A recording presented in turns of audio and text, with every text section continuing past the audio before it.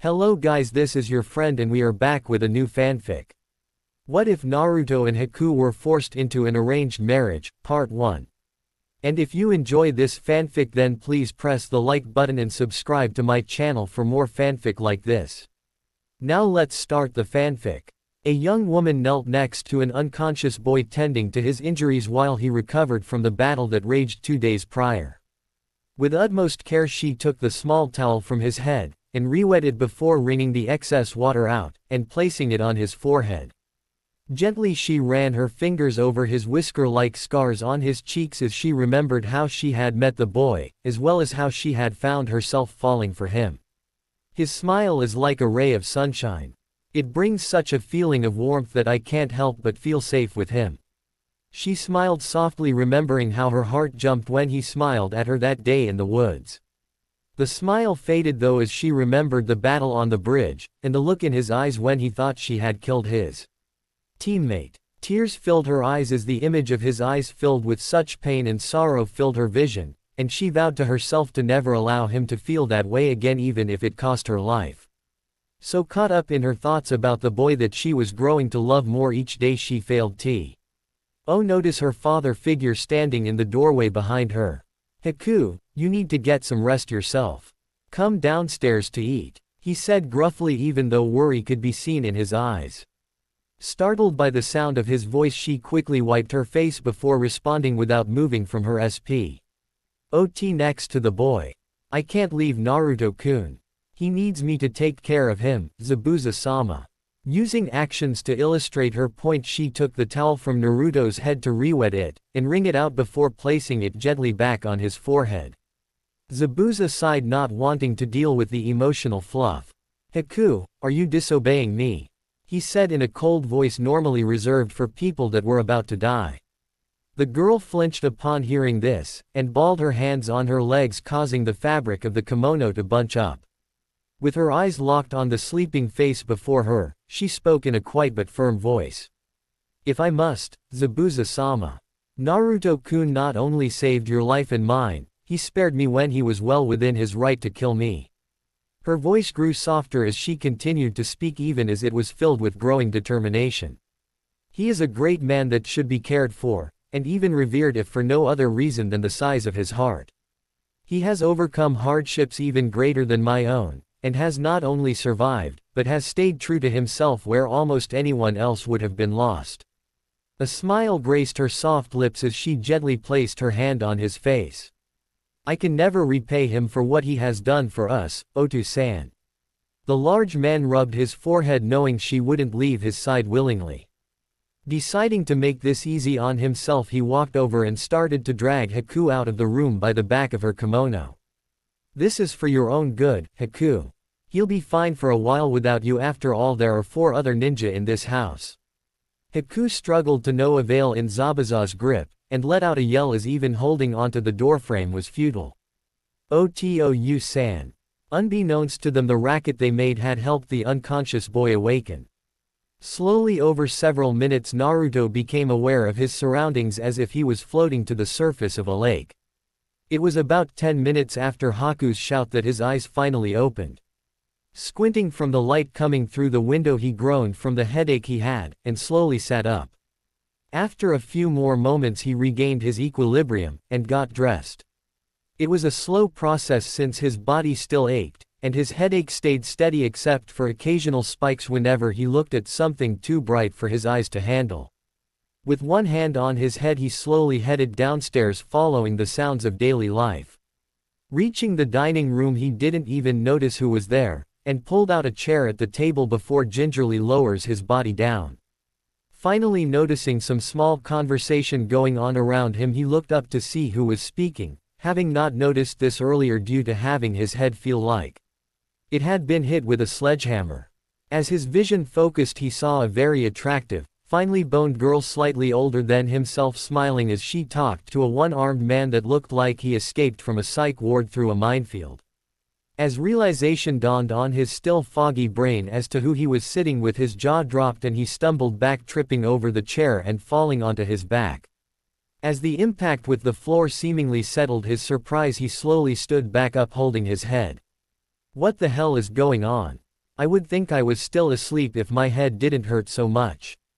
Naruto-kun, are you alright? You should know better than to do things like that since you haven't fully recovered yet. The girl said as she helped him back to the chair. As Naruto tried to settle his head, the pale beauty went into the kitchen to get the teen some food, as she had heard of his inhuman appetite from his teammates. Coming out of his stupor as he placed a plate in front of him, he eyed the bandaged one-armed man before looking back at her. Haku-chan. What is going on? The last thing I remember, Kakashi-sensei and Zabuza were going at it, and you had turned Sasuke-tem into a porcupine. Quote. Looking down and blushing slightly as she recalled the memories from the battle that had taken place the night before last. Looking up at Naruto, she met his sapphire blue slit eyes, causing her blush to deepen. She glanced at the man who had been her father figure for the last several years, ashamed at herself for the part she had played in the battle. Seeing the look his adopted daughter gave him, he sighed and pushed away his meal with his one remaining arm. I will tell him, Haku. Go ahead and finish your lunch. I'm sure Tsunami could use your help when you are through. Zabuza turned to regard the boy that had started to eat the food Haku had placed before him. Silently he studied the young man that had not only saved his and Haku's life, but had brought them closer as well.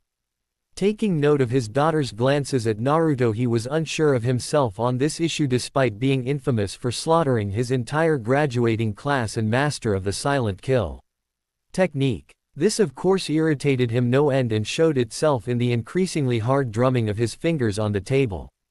Focusing on Naruto as Haku left to find Tsunami, Zabuza saw the boy wearily watching him.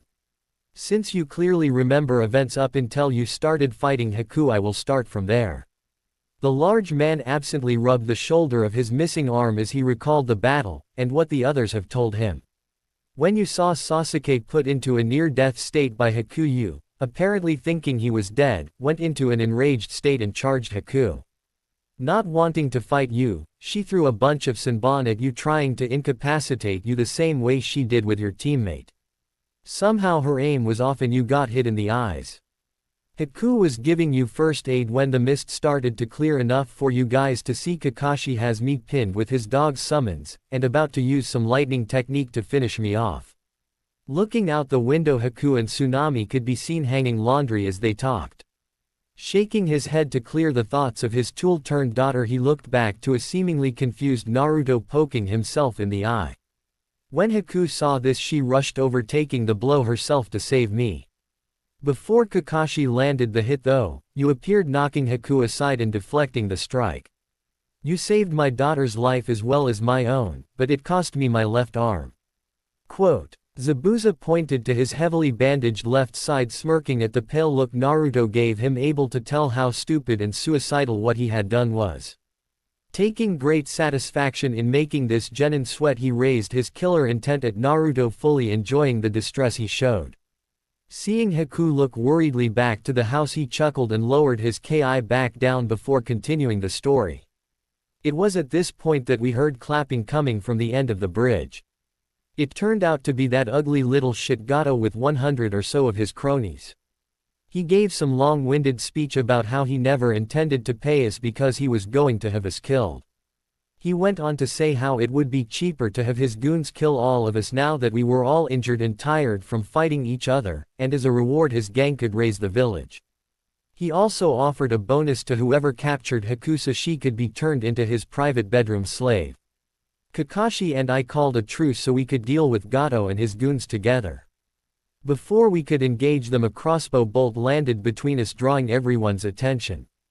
Turns out the little brat had rallied the villagers after you saved him and Tsunami from those two sorry excuses for swordsmen, and had brought them to the bridge in time to help fight Gato. Zabuza turned to the door as Tsunami and Haku walked back inside with empty clothes baskets. Haku glancing between her father and Naruto to reassure herself that Zabuza hadn't maimed the boy, and smiled seeing Naruto trying to process what he had been told. Scratching his head, Naruto looked at Zabuza. What about Sakura and Sasuke? You said he was put into a near-death state like you were after our first fight. Does that mean Sakura and him are okay? They are doing better than you are, Naruto-kun. Sasuke-san was fully recovered yesterday. He and Sakura-san are with Kakashi-san helping at the bridge.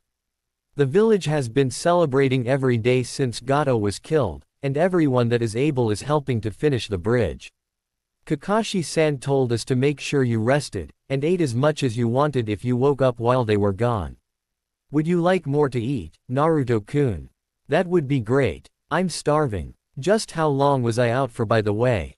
I know it was at least a day since Sasuke recovered yesterday, and from what my stomach is telling me it has been way too long since my last meal. Naruto chuckled sheepishly as his stomach growled loudly, reinforcing what he had just said. Giggling softly, Haku moved into the kitchen to get more food with Tsunami's help. Naruto watched the two women cooking, unable to hear what they were discussing, still trying to wrap his head around what was going on. Not truly surprised at Zabuza and Haku seemingly changing sides in the middle of a battle, as this was far from unheard of in the world of shinobi. He was grinning in his goofy way, glad that his team was alright after such a rough event, especially since in retrospect they should have returned to the village for backup. Suddenly feeling a wave of ki, he turned to see Zabuza glaring at him. Haku is the daughter I never had, boy. Be very careful you don't do anything that would cause me to do something unpleasant to you. Zabuza stated as he sharpened his ki on Naruto, causing him to visibly sweat. Suddenly several ice Senbon embedded themselves into the table, breaking the tension. Zabuza-sama, there is no need to treat Naruto-kun like that. He still hasn't fully recovered from the battle. Haku stated, frowning at him as her and Tsunami placed several plates on the table. Seeing as she was irked at her father about his treatment of Naruto, it was no surprise she was protective of him, or that she embedded a Senbon in Zabuza's arm when he reached for one of the plates. This food is for Naruto-kun. Haku stated firmly, holding more Senbon at the ready. You have already recovered from the battle, and are capable of getting your own food, or at the very least asking. Naruto-kun is too strong, kind, caring, nice, loyal, and cute to be treating the way you have been, Oto-san. Not realizing every word she had said, she was caught completely off guard as she heard Tsunami speak. So you think Naruto-san is cute? Tsunami's smile grew as Haku looked rapidly at everyone there with a growing look of embarrassment. It's not really surprising considering how hard he fought, and saved your life. It must have been like a white knight rescuing a damsel in distress. Haku's embarrassment grew with every word until she saw Naruto scratching the back of his head, and spoke with a fox-like grin, "Hey. I'm cute." Those words were the last straw for her as she started backing to the door. "I'll go inform Kakashi-san that you are awake." With that said, she quickly ran out the door, forgetting to even put her shoes on. With Kakashi, the elite Jonin appeared to be doing nothing more than reading a small orange book, but if anyone had been paying close enough attention they would have noticed that he had not turned a page in over an hour. Though no one could tell, he was truly worried about one of his students. It was the second day after the Battle of the Bridge, and Naruto had yet to wake up. This worried the man known as Kakashi, the copy ninja, greatly, especially since he was one of the few that knew Naruto was the Jinchuriki of the nine-tailed fox Biju, known throughout the elemental nations as the Kyuubi no Yoko. Being honest with himself, he was terrified when he felt the demonic aura coming from Naruto as he tapped into the Kyuubi's chakra. He was definitely not looking forward to telling the Hokage about what had happened when they returned to Konoha. Looking at his other students with his one uncovered eye, he wondered what was going through their minds after the last week. Sasuke had been silent, but that was nothing out of the ordinary. Sakura had been frowning a lot, and looking worried ever since the battle. He had explained to them about Zabuza and Haku no longer being a threat since Gato was dead, but that had only lessened the pink-haired girl's worry by a small margin. It had been difficult to get them to help on the bridge until he had explained that helping to build the bridge was a form of training. It worked rather well since Kakashi needed the time to figure out what he was going to do when he gave the mission debriefing to the Hokage, and the so-called training kept Sakura and Sasuke occupied at the same time. Despite all the time he had been thinking about the situation, he was no closer to being able to put the whole series of events into a positive light than when he first started. So deep in thought was he that he did not notice a pale young woman body flicker to his position on the bridge until she addressed him. Kakashi-san. Naruto-kun is awake, and eating. It appears he doesn't remember anything after I incapacitated Sasuke, so Zabuza-sama filled him in. He didn't tell him everything just as you requested. Thank you, Haku. Would you mind taking over guard duty while I take Sasuke and Sakura back to the house? Not at all, Kakashi-san. With Gato gone there shouldn't be any issues. Quote. Kakashi put his book away and headed over to where Sasuke and Sakura were to tell them Naruto was awake. Sasuke's reaction was to grunt, and dust himself off. Sakura on the other hand sighed in relief and grinned, eager to see how her other teammate was doing. A short time later, Zabuza was sitting outside watching the waves as he relaxed more than he had in a very long time, contemplating the recent changes to his life, and where things would go from here. As a missing nin, his survivability had drastically declined with the loss of his left arm. Combine that with his realization of just how precious Haku was to him, he was more than reluctant to return to the life he had lived for the last 10 years. No longer seeing Haku as nothing more than a useful tool, he wanted to make sure she was safe, and didn't have to run from Hunter Nin only to end up dead or worse. He knew of Konoha by its reputation, and the shinobi he had met from there only reinforced his opinion of it.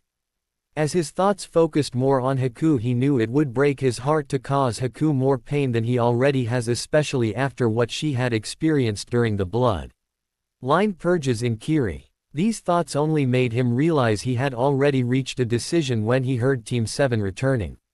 Calm down, Sakura. Haku said he was fine, so stop worrying.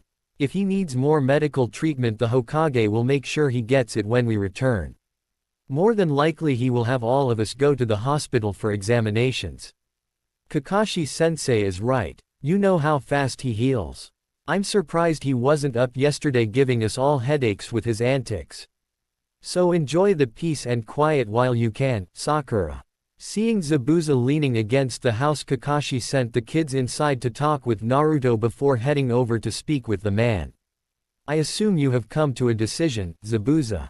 Quote. Yes, Kakashi, I have. I still have my doubts about it, but all things considered it is probably for the best. We will go with you to Konoha, but I won't spill the beans on any sensitive info about Kiri.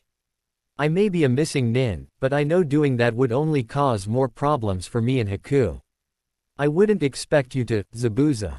Of course there will be a probationary period if the Hokage does allow you to stay in Konoha, and you will be watched by Anbu during that time. Quote. Yeah, whatever. Zabuza said as he waved his remaining hand as if to brush the subject away. You know that kid is a piece of work. He may act like a buffoon, but he has a good head on his shoulders as well as a big heart. He has a lot of potential to go far if he doesn't get killed like a lot in our line of work do. Sighing as how Zabuza was right, and that people in his own village wanted Naruto dead because of what was sealed within him. I agree, and it's a sad thing so many in Konoha don't like him. Mostly because of all the pranks he pulls, but it's just a cry for attention since he grew up an orphan. Really. No wonder Haku connected with him so well. They had similar childhoods. It makes me more supportive of their friendship since it seems highly unlikely he will cause her harm. That is something you won't have to worry about. Naruto is severely loyal to his friends, and will not hesitate to jump to their defense. I am confident he will help her integrate into the village sooner, and help her make friends her own age. You have to keep in mind though that he is known as Konoha's most surprising ninja. Hey, after all he caught 2 Jonin level ninja off guard enough to turn the tide of battle more than once. Quote. Replying with a chuckle, Zabuza smiled as he spoke. Who would have ever thought that a mere genin barely out of the academy would surprise a Jonin, let alone do anything to change a Jonin level fight? Judging by what I've seen of him fight, I certainly wouldn't want to fight him once he gets Jonin. The boy will grow up to be a monster on the battlefield.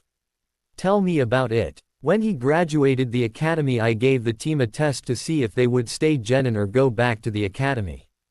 During the test, Naruto actually did so well he made me have to put away the book I was using as a handicap, and even think about revealing my Sharingan.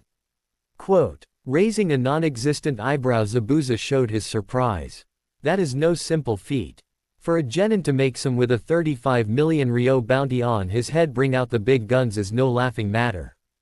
Hey, I'm just glad the other jonin didn't see that. They never would have let me live it down. They were surprised as it was when the meeting was had to notify the Hokage about who passed, since I have never passed a genin team before. Hearing people talking in the distance, the two high-level shinobi turned to see who was approaching. The bridge builder Tazuna could be seen talking with Haku as they casually walked toward the house. Glancing at each other for a moment in silent communication, Zabuza nodded before heading into the house. Pushing himself away from the house, Kakashi walked over towards the old man and the girl. It looks like everything went well. Were there any problems we should know about? Tazuna laughed before answering. The only problem was getting everyone to stop bombarding this girl with questions, and do the work they were supposed to be doing. If things keep going at the rate they have been, I'd say the bridge will done in a few days.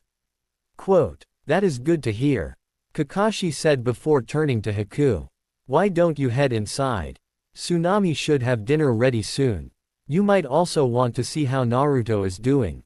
Sakura has a habit of trying to cause him brain damage. Quote, thank you Kakashi-san. I'm sure Tsunami-san could use some help with having to make cook for so many people. The young Kunoichi said as she hurried into the house. Slipping his hands into his pockets, Tazuna chuckled slightly. She will make a great wife someday. Kind, caring, good around the house. The only downside is Zabuza. He's not a bad guy once you get to know him, but Kami forbid any of her future suitors piss him off.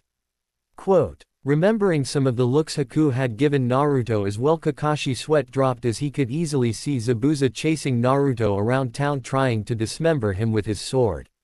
You're right. I hope whoever catches her eye is smart enough to realize it. Quote, night found Naruto laying on the roof staring at the moon in thought. As the day went on, he noticed something odd happening to his eyes. His sight grew clear and sharper. His range of vision also increased. After hearing what happened during the last fight, he thought it had something to do with how his eyes were healing after they got injured.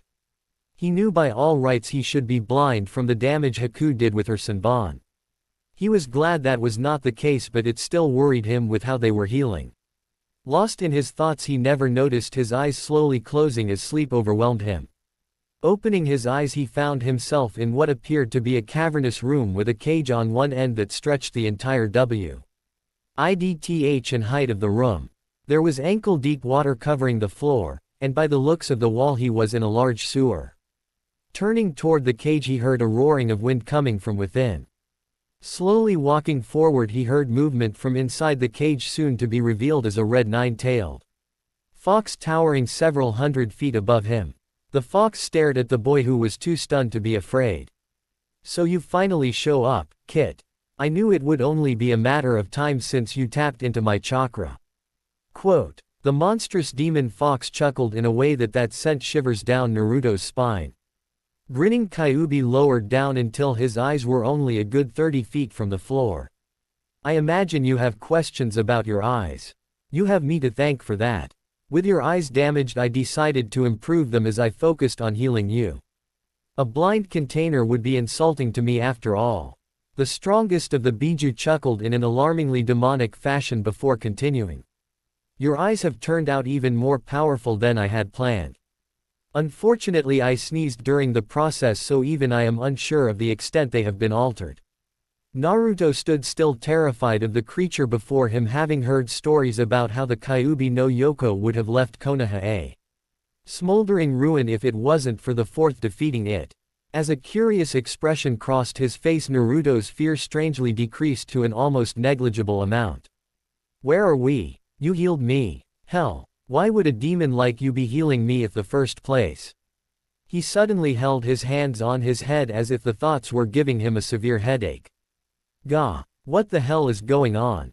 One of Haku's Senbon must have gone into my brain or something. There is no way this can be real. Quote, oh no, Kit. This is all quite real. Take a seat, this may take a while since you apparently know nothing of what has happened. While I was attacking your village, something I didn't want to do at first, the shinobi there tried to fight me off to no avail. Many fell before me until Minato Namikaze showed up. When I saw him I could not help but laugh as he appeared to be offering me his own newborn baby boy as a sacrifice. Oh, how wrong I was. I will not bore you with the details since you obviously won't understand them. When I neared him he caught me off guard by using the Shinigami to seal me within the infant. So here we are chatting in the depths of your mindscape. Although the greatest of the Biju chuckled at the completion of his statement, his tails could be seen moving in displeasure. The only upside to the current situation was that the boy was in such a state of confused denial it was almost comical. Suddenly the fur on the terror of the elemental nations bristled as he saw something behind the boy. Watching carefully he saw a pair of eyes float through the air towards the boy.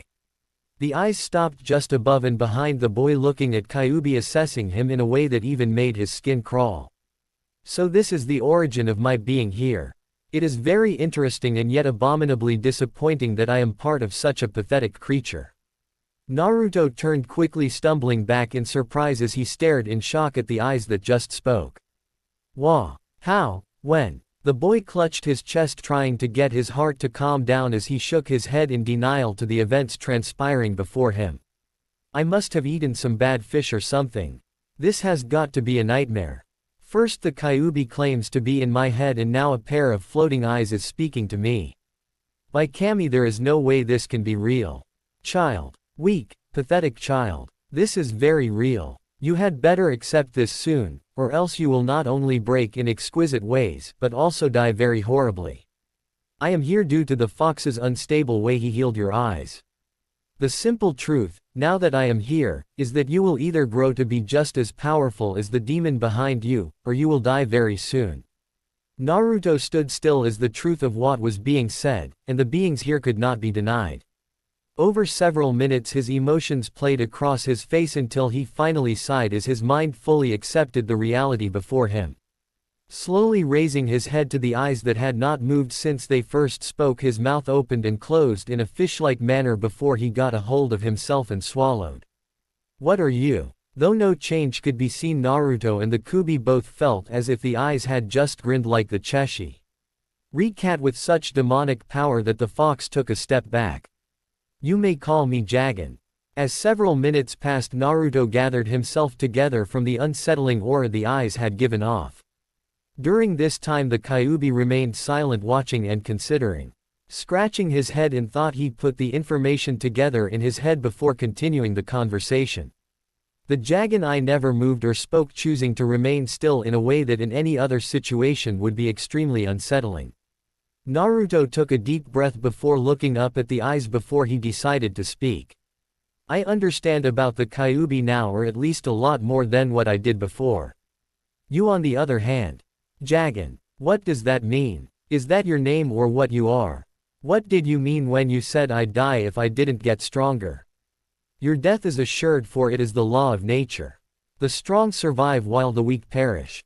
As you are now, you are nothing more than a sheep that knows its teeth can be used to do more than chew grass. As for your second question, the answer is one and the same. Jagan is that it is a dujitsu. Unlike other bloodlines that come about because of a demon merging with its host, this one would be termed artificial. I am a result of the fox's inept attempt to regenerate your eyes. Despite his ineptitude, he by accident has accomplished something that those who are far better have failed to do for millennia. Any offspring you may have will be born with the Jagan, is what you would call a bloodline limit. Quote, the Kyuubi had started to emit a low growl at the backhanded compliments, growing increasingly angry due to the blows to his pride. Naruto, oblivious to this, stood in a thinking pose as he took in what the Jagan had said. Suddenly a light bulb went off over Naruto's head. That means I have eye powers like the Sharingan. Oh man, the Tem is going to be so pissed. He said laughingly, holding his stomach. You dare compare me to such a pathetic thing as the Sharingan? Exclamation mark. All that does is allow weak creatures to stay weak by mimicking the strong to survive. To gain any of my powers, you will have to prove your worth to me. I will not allow a weak being to possess my power. Quote, realizing that the Jagan was not something to piss off, especially since it was inside his head, and could do only Kami knows what, Naruto decided to act in a more respectful manner. If that means I have to train to become even stronger, then let's get started. The sooner I gain your power, the quicker I can get stronger, and become Hokage.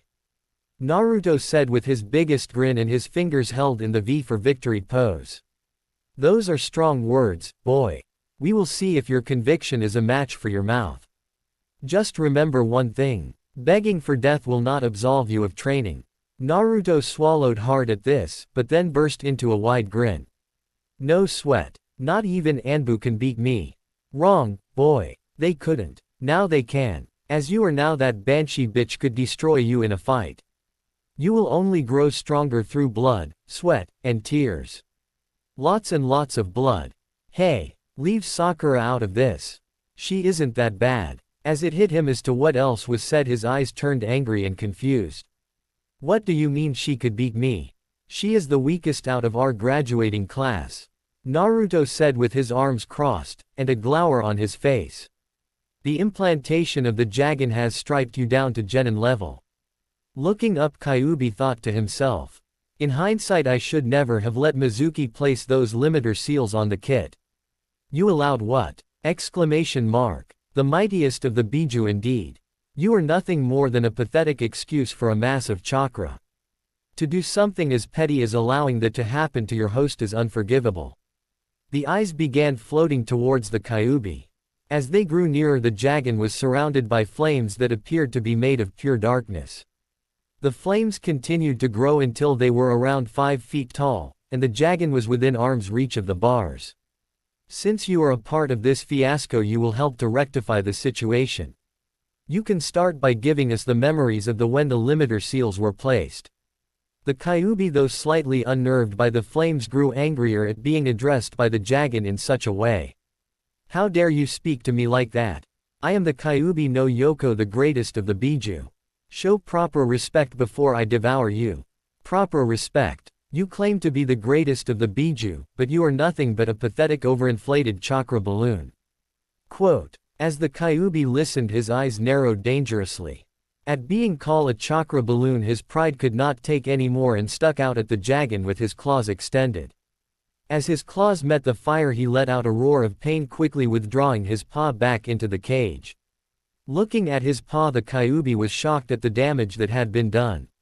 One of his claws was gone, as was a lot of fur. Where the fur once was could be seen a mass of burns. Focusing his chakra to heal quickly, he was surprised to see a very slow progress when it should have been near instantaneo. Deciding to err on the side of caution until he knew more about the Jagan, he acquiesced for now. The memories are of no consequence, but they were not all you had in mind. What else is there? Having made his point, the Jagan floated back to his position about halfway between the cage and Naru. 2. Still trying to understand what was happening, Naruto was wisely remaining silent as he watched the confrontation, knowing it would be a bad idea to piss either one of these creatures off. Being as old as you are, I assume you know how to make chakra cuffs. Not the ones the shinobi use to hold prisoners, but the ones that increase a person's chakra control and reserves. I want you to give that knowledge to Naruto so he can make them and wear them as soon as possible. Quote. Kyuubi was quite taken aback by this, as no one had used chakra cuffs of this sort in several hundred years, and had thought the knowledge of their existence was lost during the last demon-human war 150 years prior to the first great ninja war. Taking his eyes from Jagan, he studied Naruto for a moment before replying slowly. Such a tool would be of great advantage, and will most definitely make the kit stronger. There is one condition for my assistance in this. At this, Kyuubi's eyes seemed to bore into Naruto in a way that he knew he would not be able to avoid, whatever the condition was. You will be the avatar of my revenge on the one responsible for my humiliation. It will be by your hand that he dies. So saying, Kyuubi shoved the knowledge into Naruto, making him dizzy enough to fall onto his butt as his mind sorted the information. It's a good thing that was done in your mindscape. If Kyuubi had done that without you being here, it would have knocked you unconscious for several hours. As you know, your eyes are much more perceptive than they once were, but that is not all they are capable of. I will train you in the other functions of them when you are ready. Tomorrow you will make the chakra cuffs, and start training with them. If anyone asks, they are some bracers that caught your eye in town, and decided to buy them. Your training will also involve shadow clones, as it will help with your control since their knowledge and experiences return to you when they are deactivated. If you train right, you will be able to give a Jonin a run for his money by the time your chakra reserves return to what they once were. Our time grows short, so listen well. When you return to Konoha, tell the Hokage about the limiter seals. They can be seen on the back of your neck. Also, if anyone asks about the change in your eyes, tell them it is because of your increased healing factor, unless it is someone that knows about you buying Ga Jinchuriki. In that case, you will tell them it is a side effect of housing the Kyuubi, much like all the other Jinchuriki have from their guests. It nears the time for your shift to be relieved. Go get some sleep, and in the morning your training will begin.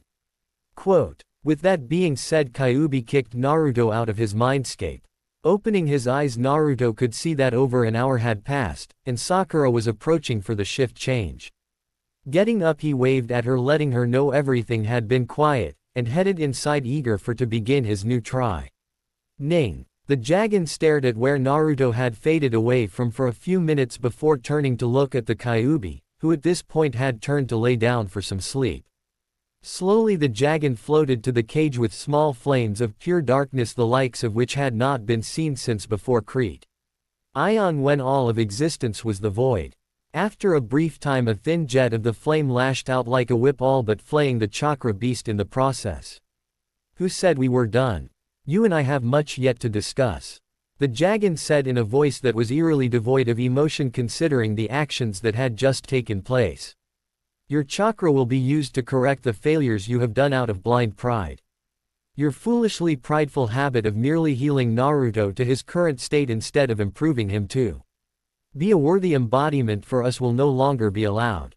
You may be satisfied with such a pitiful host, but I am beyond such petty things. We will alter him so that he is more fitting for a being of my stature.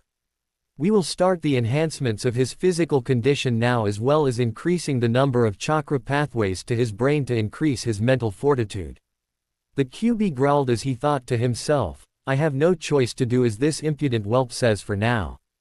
He can get to me while I cannot get to him, but soon a time will come when that will change. The next morning found Naruto walking into the village to get the supplies he needed for the chakra cuffs, as well as a list of things Kakashi said they needed to resupply with.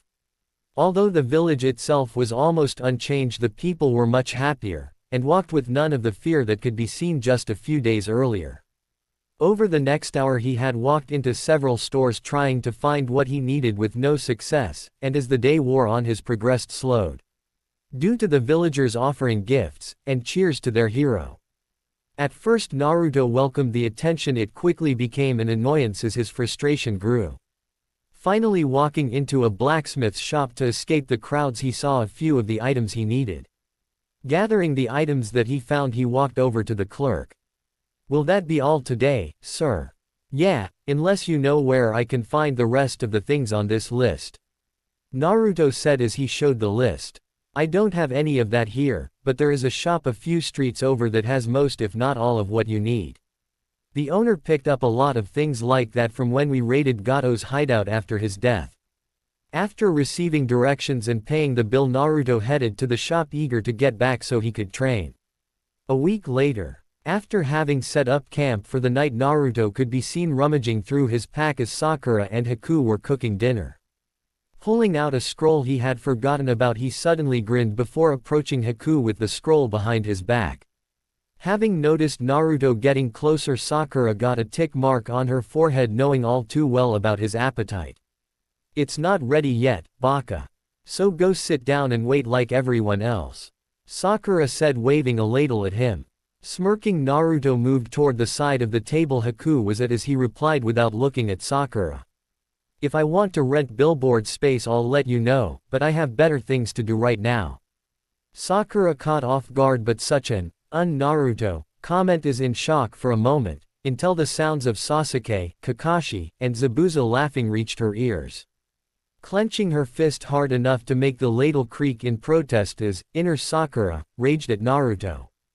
Giggling at the exchange, Haku glances up from preparing the meal. She sees Naruto walking towards her with a mischievous smirk, and his blue eyes twinkling in mirth, causing a slight blush to grace her cheeks. Feeling the heat on her face, she ducks her head, trying to focus on the food in front of her instead of the shrinking distance between her and her newfound crush. "Oh Haku-chan, I have a surprise for you," Naruto said in an innocently seductive tone of voice, causing Haku to go as rigid as a post. Haku's eyes flew wide open, and her blush returned, so powerfully that a certain Hyuga would be jealous, as she heard Naruto speak in a way that had been making her dreams especially enjoyable the last few days. The responses from the males of the group to hearing Naruto's way of addressing Haku, though varied, were along very similar paths. Kakashi raised an eyebrow before smiling with a giggle usually only heard when his face was buried in a certain orange book. Sasuke stared at Naruto for a moment before shaking his head and mumbling to himself, "Dobi." Zabuza's was the most pronounced, but understandable considering his realization of how Haku was like a daughter to him, and the overprotectiveness that went along with it. A scowl appeared on his face just as suddenly as his laughter shut off. Fingering his sword, Zabuza began walking over to the kids with a quietness only a master assassin could use. Softly Naruto lifts Haku's face so she is looking him in the eyes, smiling at her in such a way that she is unable to turn her head. Unbeknownst to the boy, Zabuza was standing less than a foot behind him with his sword ready to sever his head if he saw a sign he was thinking with the wrong brain. Still smiling, Naruto holds out the scroll. "You really shouldn't hide such a beautiful face, Haku-chan. Here is a present that might help you display an equally beautiful side of yourself," he said in a tone of voice that was filled with innuendo.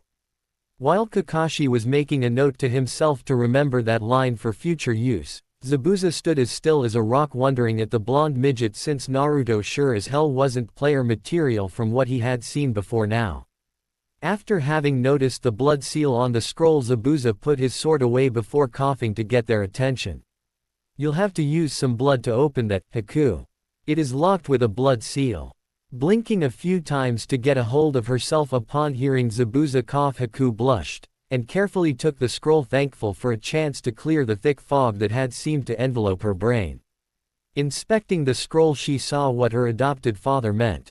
Biting her thumb just enough to cause a few drops of blood to flow, she drew the bloody digit across the seal, hoping it worked, since seals of this kind were usually set to specific blood signatures.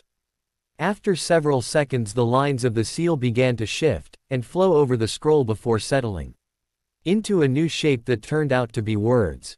Clear as day in bold print could be seen the words, "Hyouten bloodline skills," and other jutsu.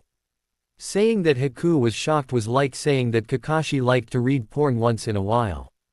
Holding in her hands a tangible connection to her family for the first time since her mother died. After a moment, her hands began to shake as her emotions began to overwhelm her.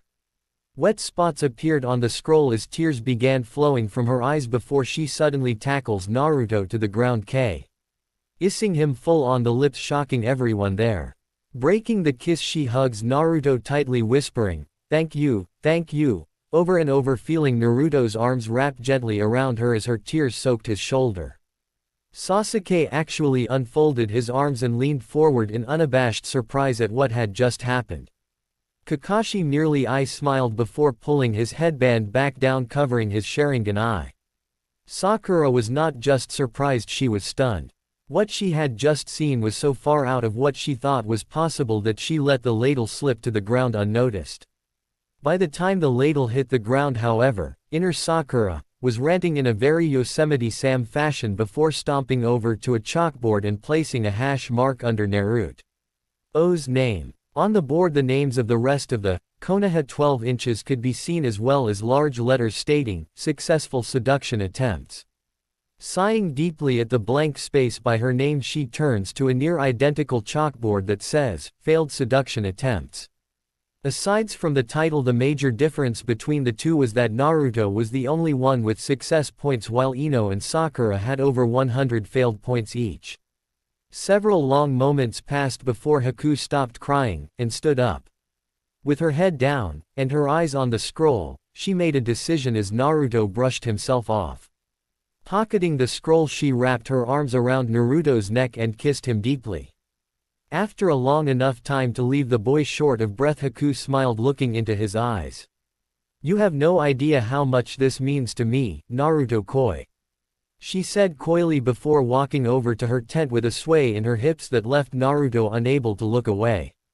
After that eventful dinner, Naruto and Haku were seldom seen far apart, and spent much of the trip to Konoha talking with each other. Even with this being the case, they had not shared another kiss or even hugged each other. Instead, they spent the time learning more about the other, and grew even closer. This is why they were almost shoulder to shoulder when they entered Konoha, with Naruto signing in for her before the group headed to the Hokage Tower to inform Sarutobi Hiruzen, Sandaime Hokage of Konohagakure. Within 15 minutes they were ushered into his office for debriefing, with Kakashi in the lead. As the Jonin took position in front of the Hokage's desk, Sakura sat in one of the chairs. Sasuke leaned against the wall with his arms crossed. Naruto stood between the couch and the desk with Haku at his side, and Zabuza plopped down on the other chair. Despite all the assurances she had gotten on the way back from Nami no Kuni, Haku was very nervous, and clasped Naruto's hand. Feeling the grip, he turned to her with a half smile and a gentle squeeze of her hand. Haku let a small smile grace her lips as she looked into Naruto's eyes. As she gazed into his eyes, she couldn't help but become lost in their depths, in a way that could certainly be similar to how someone feels when their soul enters the afterlife peacefully, only to be brought back to reality with a sudden cough from the aging Hokage. Blushing enough that the Hyuga air would be tough to beat without fainting, she shyly hid behind Naruto, taking hold of his arm from behind, and causing Zabuza to snort in mirror. Naruto gently patted Haku's hand, reassuringly telling her not to worry, and that he'd protect her with such strength that Sarutobi couldn't help smiling at the interaction. Pushing the thoughts of his adopted grandson's love life aside for future contemplation, he coughed again before speaking. "From what I can tell, the mission debriefing will be full of surprises, so why don't you get started, Kakashi?" the old man said with authority. "Hi, Hokage-sama," the Cyclopean pervert said before going into an in-depth debriefing that lasted over an hour. When it was all said and done, Sasuke was dozing in the same position he was in when they entered. Sakura looked extremely bored. Zabuza was looking intently at the Hokage, trying to discern his reaction, and Naruto was holding an obviously nervous Haku while whispering into her ear. Sarutobi leaned back in his chair, puffing on his pipe for several moments in thought with his fingers interlocked. "Your team did exceptionally well under the circumstances, and it is amazing they are even alive after what happened. I am upgrading your mission from mid-C rank to upper A rank with the appropriate pay increase, as well as a bonus from the bounty for the Demon Brothers. I am also giving your team a week's vacation from missions to relax and recover. Each of you have earned it and you should all be proud. Now on to other matters, Naruto, seeing as how you started the ball rolling, I want your opinion." Naruto nodded, and smiled at Haku before addressing Sarutobi. "Gigi, I trust Haku-chan, and Zabuza enough to tell them about the furball," he said with a look and tone as serious as getting your balls caught in razor wire. Sarutobi merely raised an eyebrow at the teen despite his enormous surprise at hearing this. Taking the time, he slowly weighed first Zabuza, and then Haku before bringing his eyes back to Kakashi, who gave an almost imperceptible nod. The Hokage took a long drag off his pipe before sighing deeply. "It's decided then," he said with a finality that could only be matched by the sound of dirt as it hits the top of a coffin as it's being buried. "Zabuza, Haku, you have gained Naruto's trust, and that is something not even a handful of people have done. I trust his judgment, and as such I am laying my faith on him, and his trust in you. There are also certain guidelines that have to be followed as well. Zabuza, you will have to undergo questioning by R.I.T. department, which I trust you will oblige any of their questions. After your cooperation you will be put on probation for 3 months, and if mine and Naruto's trust is shown to be well placed, you will be instated as a shinobi of Konoha with the rank of Jonin." Before continuing, he took note of the smile Haku gave Zabuza, and the way she hugged Naruto. "Haku, Since you are being sponsored by, and are under the protection of Naruto, you will be given an apartment near his while you are under probation for the same 3 months as Zabuza. During which time your skills will be accessed to a great degree, and should you prove true to what has been said you will awarded rank according to your skill, which if I have not misheard is at the very least mid-chunin. At this point Sarutobi set his pipe on the desk and leaned forward, his entire demeanor now one of deadly seriousness with some key added. Be warned. If you betray Naruto or bring him any harm I will destroy you. He said in a voice that was devoid of emotion. Haku's eyes widened in fear, and nearly wet herself as she shook like a leaf in a hurricane. Her breathing increased to near hyperventilating levels as she felt the ki being focused on her, and nearly had a heart attack as she felt the power a cage could bring to bear. Feeling arms wrap around her, she jerked her head in fright to see who it was, only to relax seeing the blonde smile at her as he tightened his arms around her. Without even thinking about it she gave Naruto a peck on the cheek before bowing deeply to the man known as Shinobi no Kami. You have nothing to worry about, Hokage-sama. I will never betray or harm Naruto-kun. If I ever do you can be assured that I will die by my own hand. Haku said solemnly from her near genuflecting position. Sarutobi nodded to himself satisfied with her answer, and opened up a drawer bring out the needed documents. Once they were filled out he put the ones Haku and Zabuza had done in the to be processed pile, and handed Kakashi the pay receipts to make sure Team 7 was paid correctly. Once that was done he relaxed back into his chair puffing on his pipe. Now that that is taken care of, all that remains is for you to be shown where you will be living. Kakashi, I want you to accompany Naruto and Haku back to the complex, and speak with the landlady about her new apartment next to Naruto's. If she has any questions send her to me, and I will deal with them. For now, Zabuza, you will have to be taken to Anbu headquarters for the questioning. Once that is done I will make arrangements for your own place to live. You are dismissed. With everyone filing out of the room, and Zabuza being escorted by an Anbu, Sarutobi turned back to the bane of his existence, paperwork.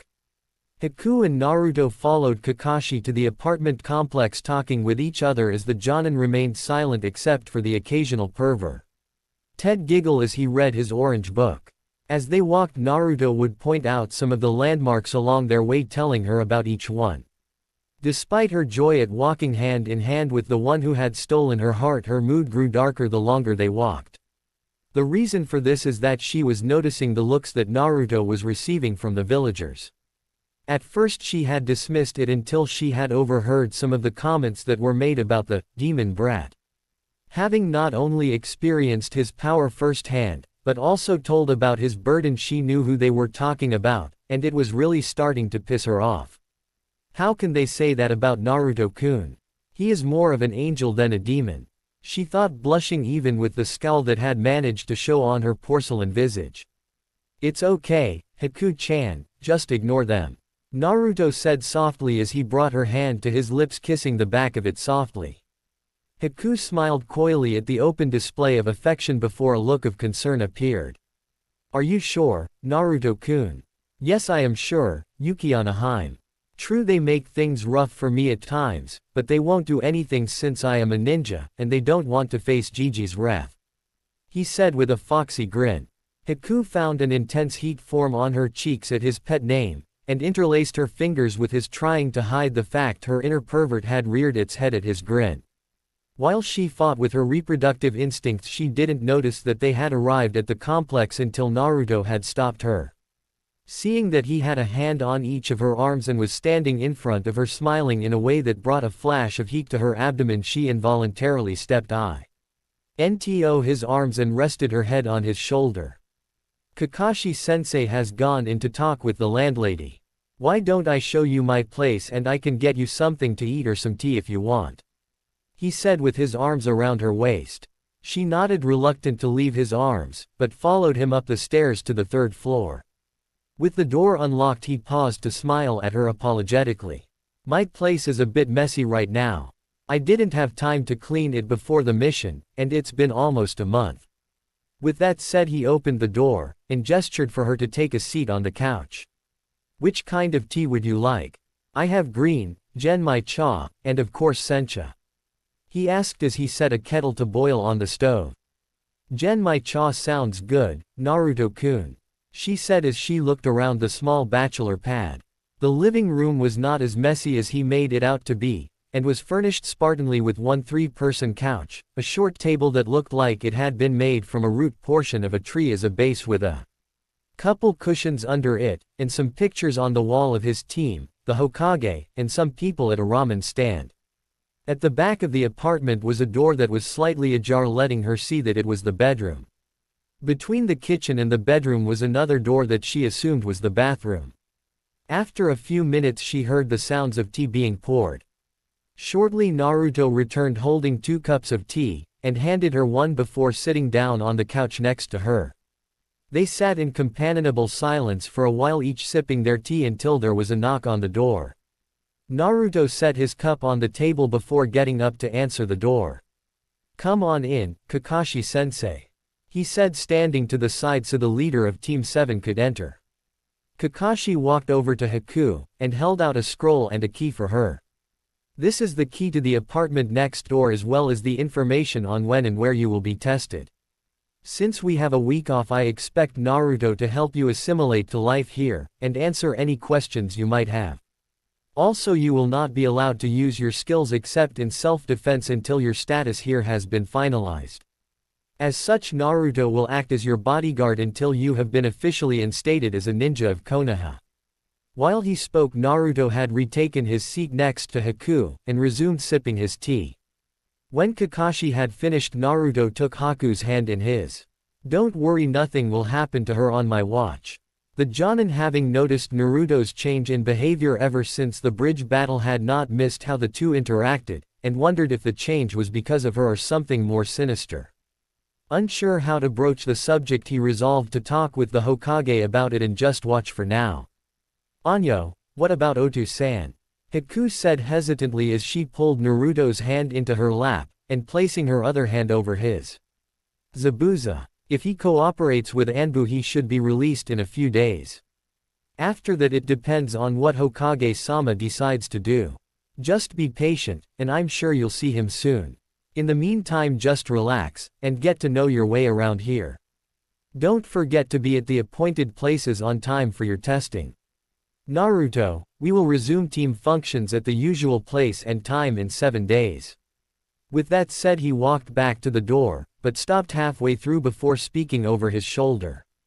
"By the way, try not to make Haku too sore to do the tests properly, and don't do anything I wouldn't do," he said with an eye smile before disappearing in a swirl of leaves. Haku, who had started to sip her tea once again, began choking at his parting words, with her face red enough to cause a certain Hyuga girl to ask for pointers. Naruto simply laughed, being used to much worse from the 2 demonic entities that resided within him. After handing Haku a towel, he grinned slyly, deciding to tease her a bit. "Since you have an interest in medical jutsu, soreness shouldn't be an issue." Haku froze for a second, slowly turning her head to look at Naruto. After a few seconds, a thoughtful look overtook her face, as if she was scanning through a list of remedies, causing Naruto to fall off the couch in laughter.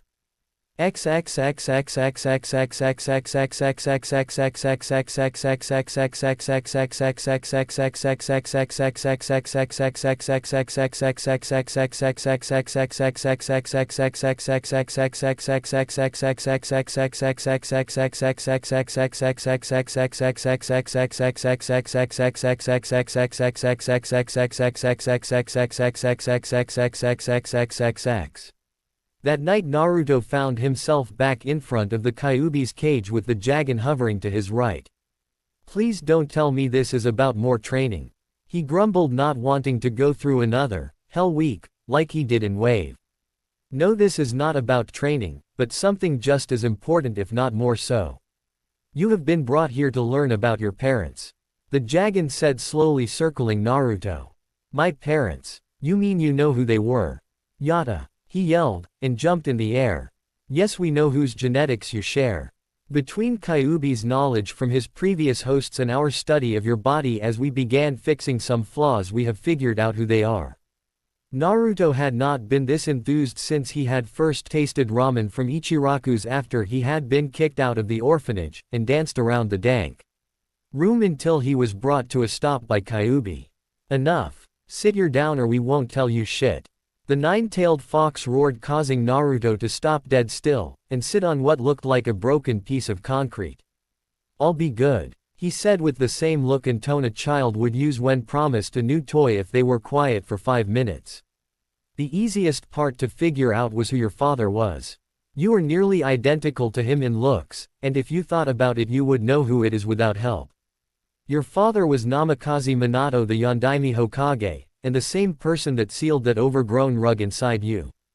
Your mother was a little harder to figure out, but there are only a few possibilities considering you are blonde-haired and blue-eyed. As it turns out you are not only related to one Hokage but 3. Your mother is the granddaughter of the Shodai Hokage, Hashirama Senju. By looking through your memories we were able to find out her name as well as a few other things that were mentioned in your time spent at the academy. Your mother is Tsunade Senju of the Densetsu no Sanin. Naruto, like anyone else in his position, was as stunned as if Kami herself showed up and offered to give him a blowjob. His mouth was agape, and his eyeballs looked like they were about to pop out of his head. He sat there for several long minutes before he was able to form coherent words. Are you seriously telling me that I am the son of the man that almost single-handedly ended the Third Great War, and literally the strongest kunoichi in the ninja world? Quote, yes we are, Kit. Even though this explains a few things it brings up even more questions. Ones you should be asking the old man about. Naruto could only nod dumbly in response as he tried to keep his brain from melting from the information. I'll do that first thing tomorrow. Make sure that you do. The Jagan said before kicking Naruto out of the mindscape. The next morning Naruto rushed through his morning rituals intent on being at the Hokage's office as soon as possible. In short order he arrived at the Hokage's office, and walked in to sit in one of the chairs staying silent the whole time. Sarutobi was caught off guard by this as Naruto was never silent like this before. Good morning, Naruto. Is there something I can help you with? He asked as he wondered what had happened to put the boy in the mood he was in. Naruto looked at the old man for a few moments before nodding to himself. You can tell me why you have lied all these years. Needless to say the Hokage was at a loss hearing this, and voiced his confusion. What do you mean, Naruto, and why do you think I've been lying to you? Quote, the teen took a deep breath before exhaling slowly. I want to know why you kept the identities of my parents secret, and forced me to live like I have. You know who they are, and yet you've kept it from me. Tell me why my mother left me alone even though she lives on. Sarutobi's eyes widened at this since he didn't know who his mother was. Honestly I do not know who your mother is. I only know that your father was Namikaze Minato. I have tried my best to care for you despite the trouble the council gives me. As for why I didn't tell you, it was for your own safety. Your father had many enemies both outside and inside the village. If it was known your life would be in danger every day, and Iwa or Kumo may have even declared war on us just to kill you. Giving Naruto time to process this information he took his time filling and lighting his pipe. After puffing a few times he voiced the question that had been screaming in his mind. Do you really know who your mother is, Naruto? Naruto nodded both in acceptance of what he had been told as well as in answer to the question. Yes I do. How I found out I won't tell you, but it can be verified with a simple blood test. He closed his eyes for a moment before continuing. You know my mother quite well. Gigi. She was your student after all. Senju Tsunade Konoha no Namakuji Hime, and member of the Densetsu no Sanin. Sarutobi was dumbfounded at this, and only his long years of experience prevented him from gaping like a fish. After several minutes he shook himself, and gave a small burst of chakra causing one of his Anbu guards to appear. I want you to go to the hospital, and tell Drive Fukazawa I want him in my office immediately. When the Anbu had left the old man turned to Naruto. The man I sent him after is my personal physician. What you have told me needs to be verified before we can do anything about it. When he has brought me the results we'll talk about it more then. Don't worry about having to give any blood for this since it is already on file from all the time you spent in the hospital. Don't let this eat at you, Naruto. We will get this straightened out, so go have fun with Haku, alright? Alright, Gigi. Naruto said, standing up. I'll send the bill for Haku's shopping like we agreed upon. A short time later the Anbu returned with the doctor, who Sarutobi gestured to sit while he addressed the Anbu once again. I will need you to get Zabuza from INT so I can speak with him. Bring him in as soon as I am done with this meeting, and then tell Hyuga Hiyashi to meet me tomorrow.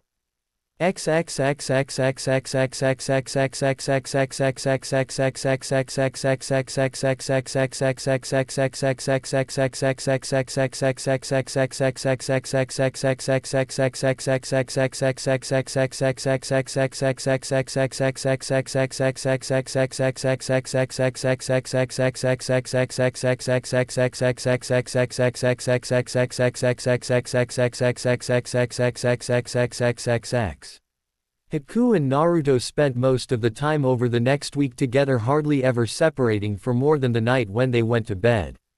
Naruto had shown her around town, helped her shop for things she needed for her new place, and introduced her to the Ichirakus as well as some of the other genin.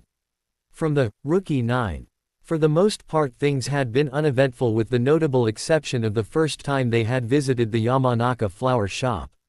Naruto had brought her there with her interest in plants in mind, and she was suitably impressed with what they had in stock as well as the knoll. DGE Mrs. Yamanaka had about each of the plants in her store. They had been there for over 30 minutes when Ino walked in after her team's activities. Ka-san, I'm home.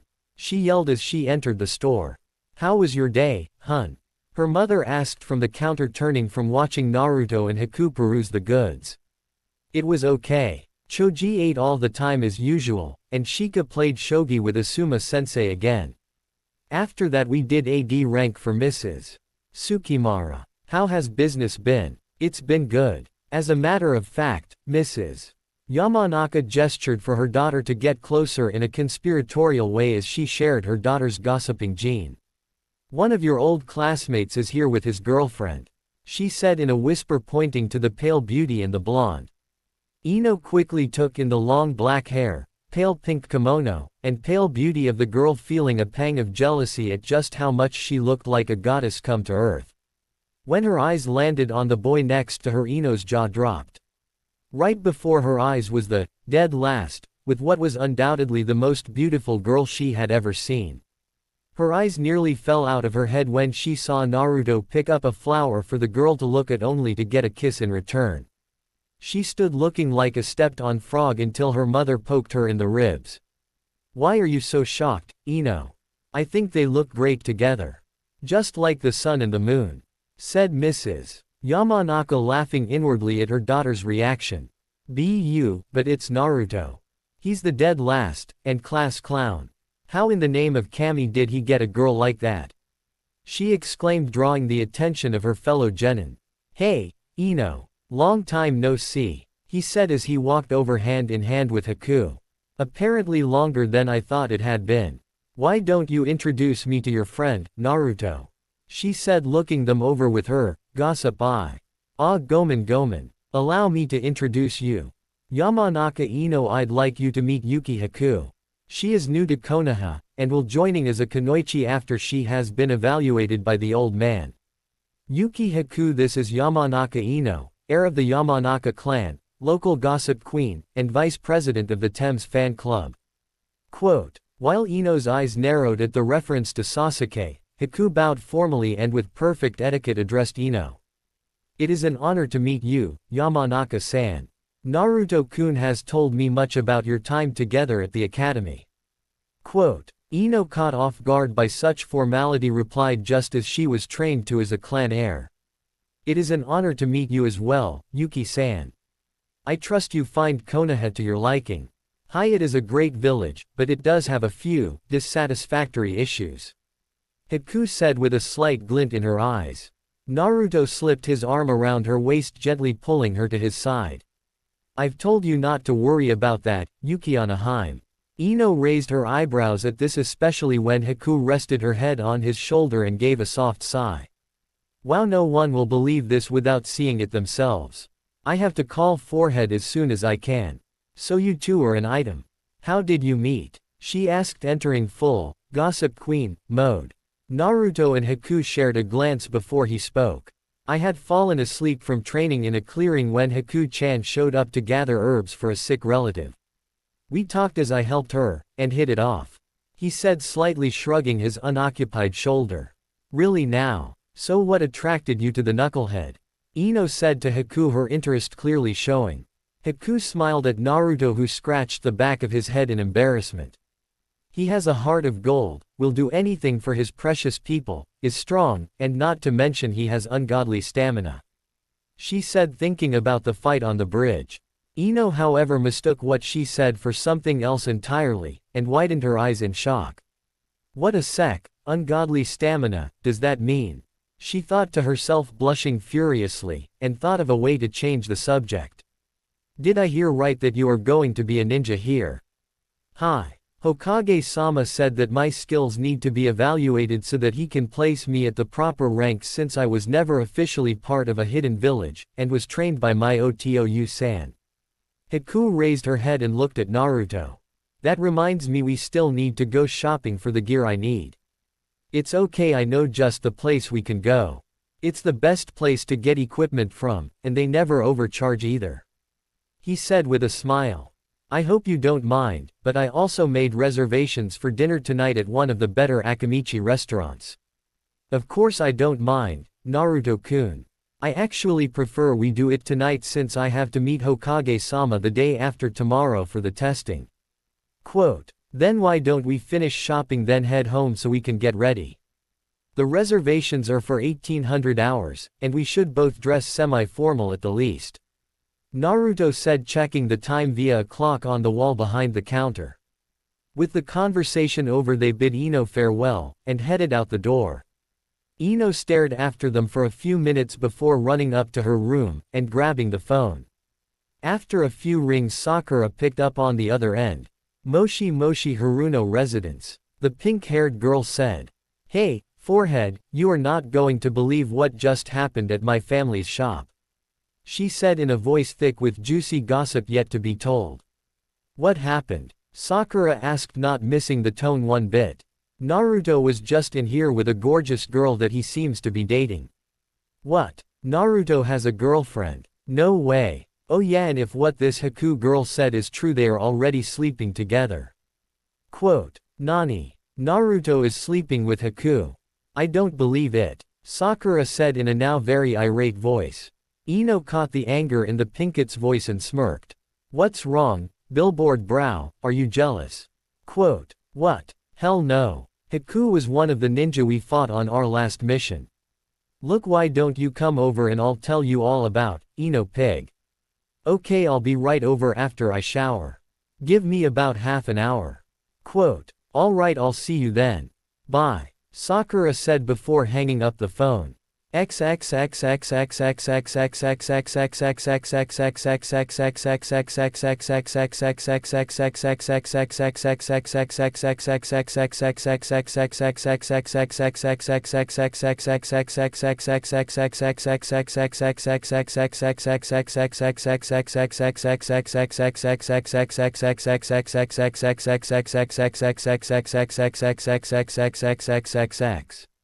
The next morning, after Ino had gone back home, Sakura made her way over to Naruto's apartment. Seeing as it was mid-morning, she thought he would be at home and knocked on the door.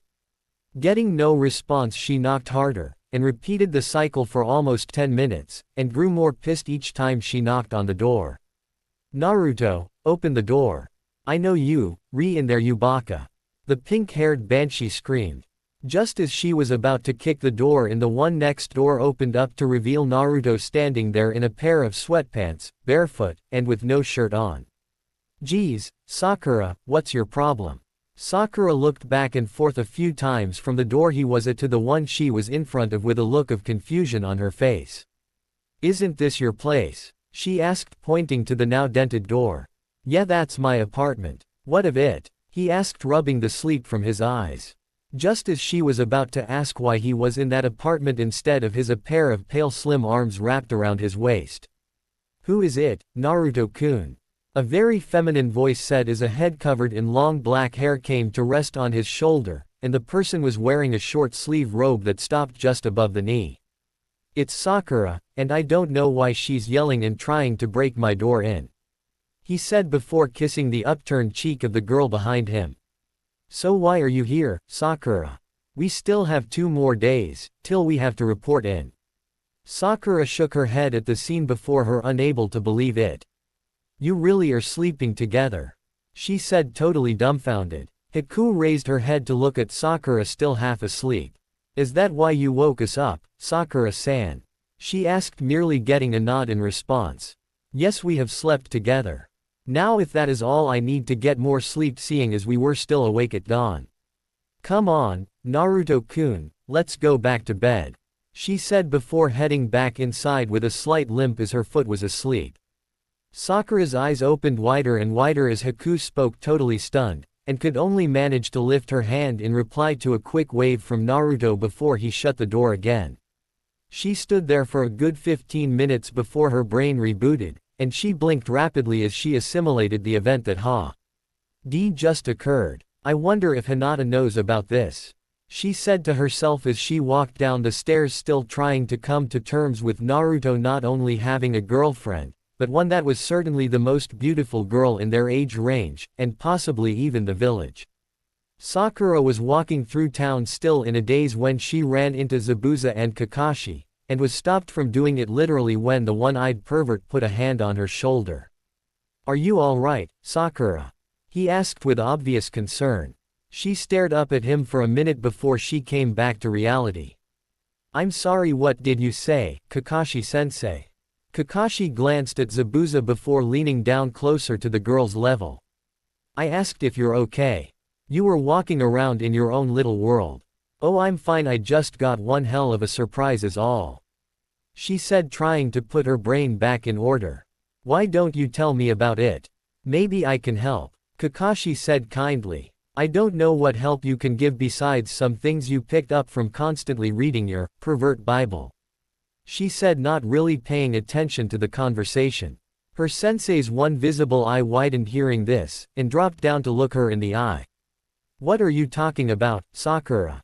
I went to talk to Naruto this morning, and found out he has been sleeping with Haku," she said, not even realizing Zabuza was only a few feet from her. "What?" the one-armed man roared, emitting an intense blast of ki. Sakura started to back away, covering her mouth as what she had said and in front of who it was said hit her. Shit," she said, hoping that the demon of the mist didn't go on another killing spree. "The little shit is dead." Zabuza growled out as he began stomping toward Naruto's apartment, leaving 3-inch deep imprints every time he took a step, only to come to a dead stop after 20 feet. "When did the old man say the pervert was going to get here?" "Sometime in the next couple weeks." "Why?" the Jonin asked, not looking up from his book. Zabuza got a very evil grin on his face as he turned around. "I think me and Hiyashi need to have a little chat, especially considering how his little princess would do anything the Gaki asked." Kakashi actually looked up, his one eye widening. "You don't think Hinata would? Do you honestly think she would say no to Naruto?" Zabuza said with a pointed look. Sakura was lost, trying to understand what they were talking about as she watched Kakashi put his book away, and shunshin away with Zabuza. She had actually made it to within a block of her house when she finally understood what Zabuza was talking about. "Naruto!" she yelled loud enough to cause an echo off of the Hokage monument.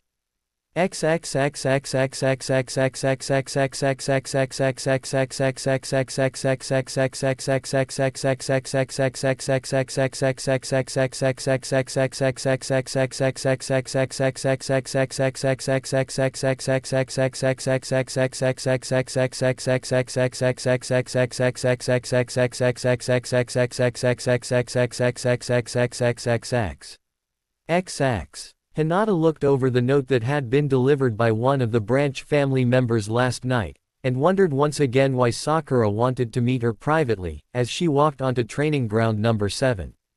When she reached the clearing, she saw the pink-haired girl standing by the 3 training posts. "Oh, Ohio, Sakura-san. How are you this morning?" the white-eyed girl asked in her usual stutter when Naruto isn't around. "Ohio, Hinata." Sakura replied, hesitant to tell Hinata about Haku and Naruto. "You might want to sit down. I have something to tell you that you probably won't like." Hinata looked at the other girl with a worried look before slowly sitting down with her back against one of the training posts.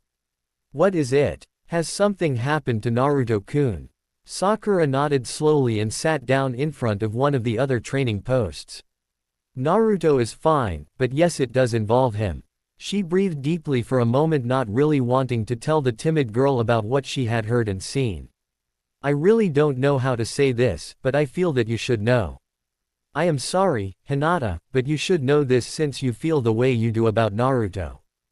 Hinata's worry had grown with each word, and now was in tears, fearing what Sakura had to tell her. Her hands were clasped so tightly that blood had started to flow from where her fingernails were piercing the skin.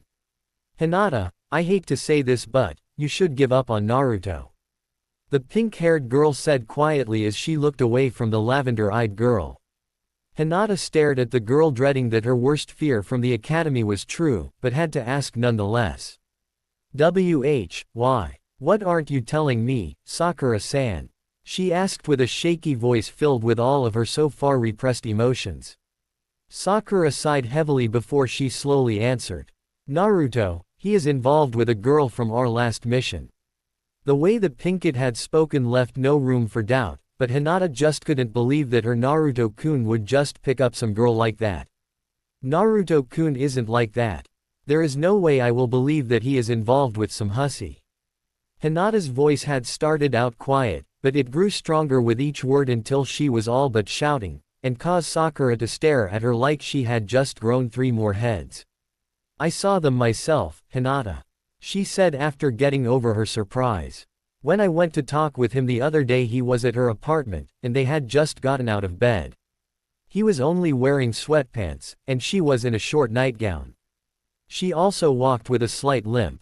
Sakura's expression and intonation conveyed the significance of the last bit of information. Hinata stared at the other girl with her Byakugan activating and deactivating unconsciously for several minutes, causing Sakura to get increasingly worried. If she had known what was going on inside the Hyuga girl's head, she probably would have ran to Inoichi for help. Inside Hinata's head, some of her fantasies of her and Naruto in a similar wardrobe to what Sakura had described were being torn asunder with the invasion of what she imagined this unknown girl to look like. Very soon her imagination began to alter, her imaginings twisting to match her inner turmoil. At first they were about Naruto finding love with another, but then quickly went downhill to him being the victim of some manipulative, abusive, uncaring whore that used her beloved Naruto as nothing more than a slave. It didn't help that she had nightmares like this before, with the only difference being that the girl had pink hair. When news of this day and spread, some would say that the Hyuga heir had a mental breakdown, while others would say that she had just come out of her shell. After all, it's always the quiet ones, isn't it? Hinata slowly stood up with her Byakugan fully active, and faced the direction of Naruto's apartment. "I will not allow some Jezebel to hurt my Naruto-kun," the previously timid girl growled out with a voice full of steel and the promise of blood soon to be spilled. "I will protect him no matter what." Sakura's worry quickly turned to fear at hearing this, and had to wonder if telling her really was the right thing. As she watched Hinata storm off with a determination never seen before, she prayed to Kami-sama that nothing bad would happen from this.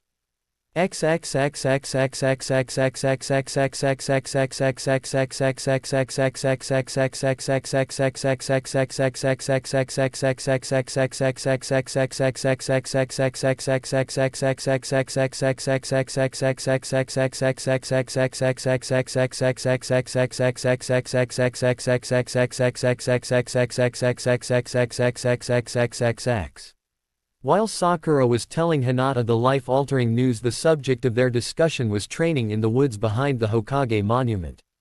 With over 200 shadow clones broke up into 5 groups doing chakra control exercises, the man himself was taking a short break from his own training as determined. By the Jagan. I wonder how Haku-chan's test is going. I know Gigi will be there, so I know whatever Jonin he picked won't do anything, but, Naruto sighed, looking up at the sky, lost in his thoughts about his recently discovered bloodlines, and how they will affect Haku's opinion of him as well as Hat of the villagers. Many of the villagers openly hated, while others simply disliked him for his past pranks, and yet more acted as if he didn't even exist. Thanks to the Sandame's law and the mind's ability to disbelieve reality for something more logical and mentally acceptable, only a very few actually tried to hurt him. This by no means meant he had an easy life, but far from it actually. He was refused service at many stores, sold things at inflated prices at the few he could go into, and more often than not received subpar goods. Over the years his life had gotten a little better as people's hate slowly faded, but it was still far from where any normal orphan-turned-ninja was. As he pushed himself up to resume his training, he resolved to talk with Sarutobi about this in hopes his grandfather figure could help him. Meanwhile, Haku was at the designated training ground for her skill test, talking with the Hokage as they waited for the Jonin to appear. "So, Haku, what do you think of Konoha so far?" the old man asked as he puffed on his pipe. "It is not what I expected, Hokage-sama. It is a lot more relaxed and peaceful than I thought it would be, except for a few things," the pale beauty said softly, thinking about the looks some of the villagers had directed at Naruto. Sarutobi took a moment to examine her, curious about her last statement. "I hope no one caused you any trouble. I would like to know if anyone has, and I promise that it will be dealt with." Haku for her part didn't show any outward sign, but internally she was debating telling the Hokage that his village had so much hate for one so honorable as the boy she had fallen for so quickly.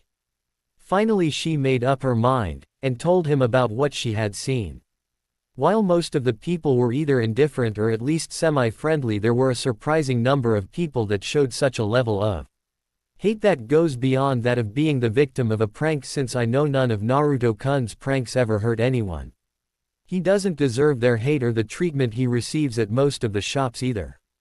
Hokage-sama, why is he treated like that still, and why is it still allowed?" she inquired seriously, looking at Sarutobi. The old man sighed while looking into the bowl of his pipe, thinking about how to best address the issue before he spoke. "As you probably already know, Naruto's parents died when the Kyuubi attacked. Sadly, the villagers you speak of are taking out their grief, hatred, anger, and loss out of Naruto because of the sealing of the fox his father did. You cannot tell anyone, as it is an S-class secret. I hope you understand my position on this, Haku," he said sadly, wishing there was someone who he could trust to succeed him so he could rest his old bones. "I understand, Hokage-sama," she said, bowing deeply in respect, even though her voice made it plain that she disliked it more than just a little. It was at this time the Jonin that was supposed to be testing her stood up in a swirl of leaves caused by the well-known Shunshin technique. It was a slightly tall man with a senbon in his mouth, wearing the standard Jonin attire worn by many of the Jonin that were normally within the village. "Ah, Genma, glad to see you. You can begin whenever you are ready," the oldest one there said with authority as he leaned back against a tree to watch the skill match. Haku bowed to Genma, slipping senbon into her hands as she did so. "Shall we begin?"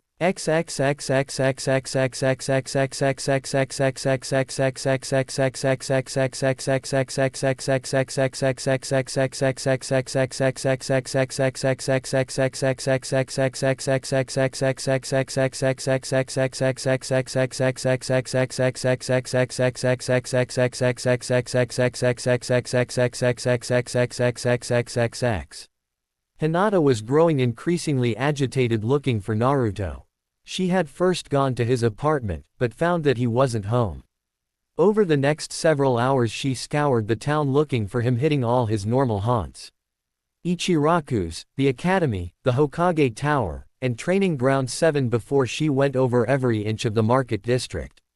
She was so thorough in her search that she had to rest a few times from keeping her Byakugan active, and not once did she see the telltale sign of red chakra that signaled Naruto's presence. Now it was nearing sundown, and decided to try one last place before trying his apartment again. If she still couldn't find him, then she decided to confront the Hokage himself. She made her way through the woods following the trail up the back of the Hokage monument, not knowing that once Naruto had used the stairs down the front of the monument when he realized the sun had started to set. Around 15 minutes after he left, Hinata appeared atop the monument, only finding traces that he had been there recently. With her jaw set, she hurried her way to Naruto's apartment. As she neared, she saw 2 chakra signatures in the apartment, one of which she immediately saw was Naruto, while she didn't recognize the other, and assumed it to be the girl Sakura had told her about. This thought enraged Hinata beyond the point of rational thought. Jumping from a rooftop onto the front porch, she kicked the door in, causing the doorframe to splinter since the deadbolt had been locked. At the sound, Haku, who had already showered and changed, and was now wearing a light knee-length dress and an apron, turned around with the chef's knife she was using to chop vegetables with in hand. Hinata's eyes narrowed at the girl as she stalked forward towards her prey. Seeing the aggressiveness of the one who had barged in, Haku took up a defensive stance, intent on capturing and interrogating this intruder. "Stay away from my Naruto-kun, you slut." Hinata went to strike Haku with the Hyuga's Hake Sanjuni Sho, and was shocked when her assault was stopped by a hand gripping her wrist. Unknown to either of them, Naruto had heard the noise, and hopped out of the shower with just a towel wrapped around his waist. "What the hell is going on here?" Naruto asked, squeezing the wrist, slightly upset that had not only broke into his home, but also attacked Haku in the process. Granted, he was surprised it was the mouse of a girl known as Hinata, but since the girl he knew would never do something like this, he assumed it was a henge. Hinata had been shocked when her attack had been stopped, but was totally stunned by who it was. Her eyes wandered over the wet, muscled chest in front of her, not having heard the question Naruto had asked or the pressure on her wrist. The lavender-eyed heiress's eyes were jerked to his face when he yanked her wrist up, twisting it as he did so. "What are you doing here? I won't ask again," he growled out, digging his thumb into the cluster of nerves just above the wrist joint. With the stab of pain received from her wrist, Hinata's eyes widened totally, and started to fill with tears at what she had done. Gomen, she cried as her body slumped in misery as she cried. Naruto looked over to Haku, confused at the turn of events, only to get a shrug in response. Sighing, he looked at Hinata, considering his options at this point. At a loss, he looked at Haku, hoping she had an idea, but got no help as she had went back to cooking. As luck would have it, a couple Anbu appeared at this point, if the bandages on their hands were any indication. "Is everything all right, Uzumaki-san?" one of the masked men asked. "I'm not sure." For some reason, Hinata broke in and attacked Haku-chan while she was making dinner. "I heard the noise, and rushed out of the shower in time to stop her attack. I had started to ask her why she broke in when you showed up," Naruto said, loosening his grip on the heiress. "I see. Can either of you confirm this?" the assumed leader of the group asked, looking at both of girls. Haku merely nodded her head, not wanting dinner to burn. Hinata's crying had slowed by this point as her shame grew. I did what he said." Hinata stuttered, paling as she started to realize the consequences of what she had done in her jealous rage. All of the Anbu looked at her in surprise, wondering what could cause the infamously shy Hyuga girl to snap like this. "We will take her from here, Uzumaki-san. With her confession, any repair costs will be covered by the Hyuga clan. Make sure that a copy of the bill is sent to the Hokage as well," the leader said as the other took her from Naruto. "Hi, Kumo-san," Naruto said to the bare-masked Anbu. "I'll make sure Gigi knows about it in the morning." Quote. The Anbu nodded in reply before they all disappeared via Shunshin. Naruto felt a breeze from their departure that reminded him he was wet and only wearing a towel. I'll get dressed and fix the door," he said with a slight blush, before he ran into the bedroom, not seeing the red on Haku's face that was not caused by the heat from the stove. A couple hours later, after they had eaten and washed the dishes, the pair were sitting on the couch cuddling as they listened to the music on the radio when There was a knock on the door. Curious as to who would be visiting them this late at night, Naruto got up to answer the door. "Hey, Gigi, what's up?" Naruto asked, wondering why the old man would come to his apartment like this. "Hi, Naruto. Mind if I come in?" Saratobi asked as he tapped his pipe against the railing to empty it of the ashes. "Sure, come on in," the teen said, standing aside so the Hokage could enter. "Hello, Hokage-sama," Haku said as she bowed, having stood up when he entered. "Ah, hello, Haku. I'm sorry to disturb you two so late, especially after your test, but there are a few things I need to talk to you about," he said, pulling up a chair. "Is this about Haku-chan's test?" "In part, Naruto. I was going to hold off on that until tomorrow, but with what I have heard I thought it best to pay you two a visit." The teens looked at each other, wondering what he had heard that would cause the Hokage to personally visit them so late at night. "Are we in trouble for something?" Naruto asked, since he hadn't pulled any pranks since leaving the academy. "No, you aren't in any trouble, but what I want to talk to you about might cause some problems later. First though, I want to congratulate you on your test, Haku. After evaluating your skills and talking it over with the Jonin involved, I have decided to award you the rank of Chunin." The old man smiled at her. "Wow, Haku-chan. I knew you were good, but to get Chunin so easily," Naruto exclaimed, hugging the girl with a huge grin on his face. Haku smiled, returning the hug with a deep blush from the leader of the village, seeing their affectionate display. After a few moments, the old man coughed to get their attention. "Now that you have the good news, I am sorry to say the rest isn't as pleasant. Anbu reported what happened earlier with the Hyuga heiress. Do either of you know why she would do something like this?" "Honestly, Gigi, I have no clue. I always thought Hinata was a nice, shy, kinda strange girl, and maybe a little sickly, what with her always fainting, but I have no idea why she would do something like this," Naruto said, scratching his head. "I am sorry, Hokage-sama, but I too do not know why she would break in and attack me. I have not even met her before today. Naruto-kun has introduced me to some of his friends, and I have heard her name mentioned before, but as far as I know I have not done anything to cause her to attack me. I do have to wonder though why she told me to stay away from her, Naruto-kun, and called me a slut," Haku said in her usual respectful way. Sarutobi looked at the two, watching how Naruto took her hand, and smiled reassuringly. Deciding they were telling the truth, he sighed. "With that being the case, I'll send someone over to fix your door for you." Naruto smiled with his hand still holding Haku's. "Thanks, Gigi. I did what I could, but I ain't a carpenter." Quote. Sarutobi smiled at Naruto before taking a deep breath to address the next subject.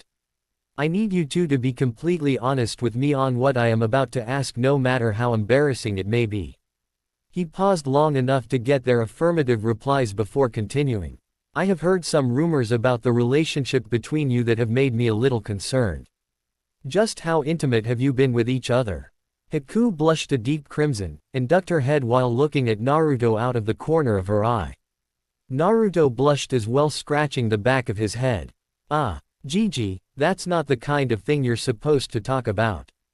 I know this, and respect your privacy, but I need you to answer me. Please trust me on this," he said with a gentle smile. Naruto looked at Haku questioningly, wondering how he would answer the old man since he was clueless on the subject, except for what he had learned from Haku. Haku sighed, blushing slightly as she squeezed his hand and nodded. "Hokage-sama, before I answer, might I ask why you need to know such private information?" she asked formally. "There are several reasons actually, the least of which is that Naruto is like my own grandson to me. Because of his unique position in this village, as well as the fact he is the last heir of his clan, the politics surrounding him are very delicate. If you are referring to the fact that he is the host of the Kyuubi no Yoko, and the Senju heir, I already know about it. I also have no issue with Kyuubi, as I am not from this village, and can tell the difference between a kunai and a storage scroll." Her voice turning as cold and harsh as the yokai she resembled. "I see." The old man sighed, looking at Naruto sharply. "It seems that Naruto trusts you more than just about everyone in the village, but that is one of the reasons I need to ask this." Haku's gaze softened and she nodded, accepting what he said. I understand your concern, Hokage-sama, but this is the only time this discussion will happen. Haku said with finality. Naruto and I have not made love yet. We have talked about it and have decided to wait until we are both ready. We have also discussed our future together, and I can assure you that I will carry his children in my womb when we choose to become parents. Sarutobi saw Naruto smile when she brought his hand over her stomach, and kissed her on the cheek, brimming with happiness at her words. He sighed knowing Naruto wanted a family more than anything, and truly hoped Haku would not betray him, not matter how reassuring she had been. I really need to talk to Zabuza and Hiyashi about his engagement to Hinata, and secret marriage to Haku. We can't let this go any further than it already has. He thought to himself, exhaling deeply. I see. Then I guess there is only one last thing to discuss. Have you had the talk yet?